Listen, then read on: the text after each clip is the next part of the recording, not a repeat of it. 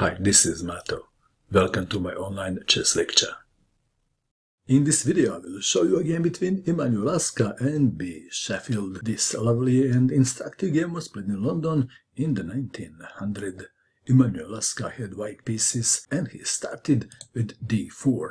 B. Sheffield played d5, c4, the queen's gambit, e6 declined, knight to c3, knight to f6, bishop to g5 pinning the knight, bishop to e7 and pinning, e3 castling, knight to f3, b6 intending bishop to b7. Naturally, white to move, bishop takes on f6. Why? With this move, Laska is removing the defender of the h7 pawn. Bishop takes on f6. C takes on d5. Why? After e takes on d5, when black plays bishop to b7, the pawn will block the bishop. E takes on d5, bishop to d3, naturally aiming at h7, bishop to b7, white to move. Most players would castle in this position and have a normal game, or they would play queen to c2. Emanuel Laska played h4, intending knight to g5 at the right moment. Black to move, c5.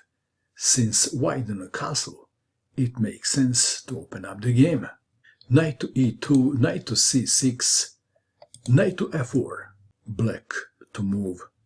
This is the critical moment of the game. Sheffield played the very natural rook to e8. After the game he was told that he should have considered g6. This move looks wrong, because the general rule says that you should not push pawns in the front of your castle king, unless you really have to. Back to our game.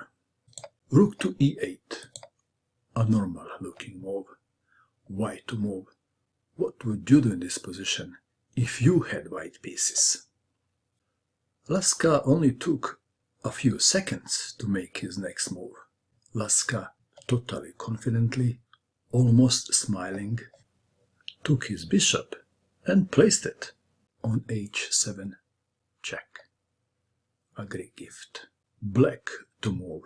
What would you do? Would you take the bishop or would you play king to f8? Sheffield played king to f8. After thinking long and hard, he concluded that the world champion would not sacrifice a piece if it was not a sound sacrifice. Let's take it back. The analysis after the game had shown that king takes on h7 is the best move. Let's see if it's true.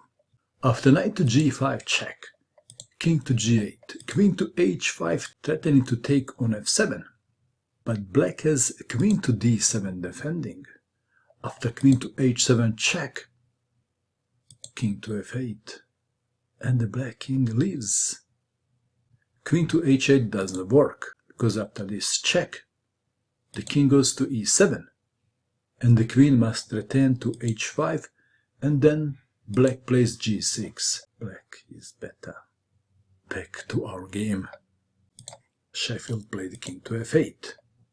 King to f1, c takes on d4, e takes on d4, queen to d6, g3, queen to b4, knight to g5, knight takes on d4, queen to h5 threatening checkmate, bishop takes knight, h takes on g5, knight to e6, bishop to f5, knight takes on f4, g takes on f4, queen to b5 check, king to g1, black to move.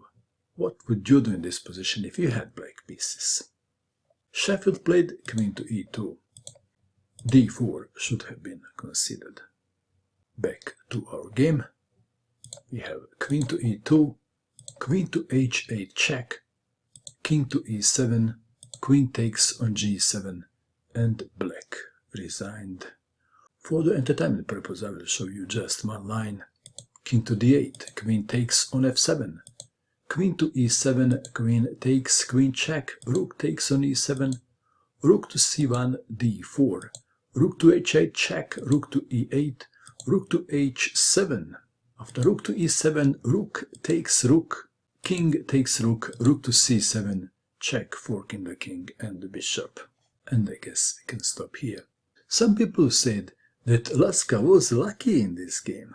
There is a saying that better players are always lucky. There was also a rumor that Mr. Sheffield was angry at himself, so he gave up playing chess and took on cricket. What do you think of this game?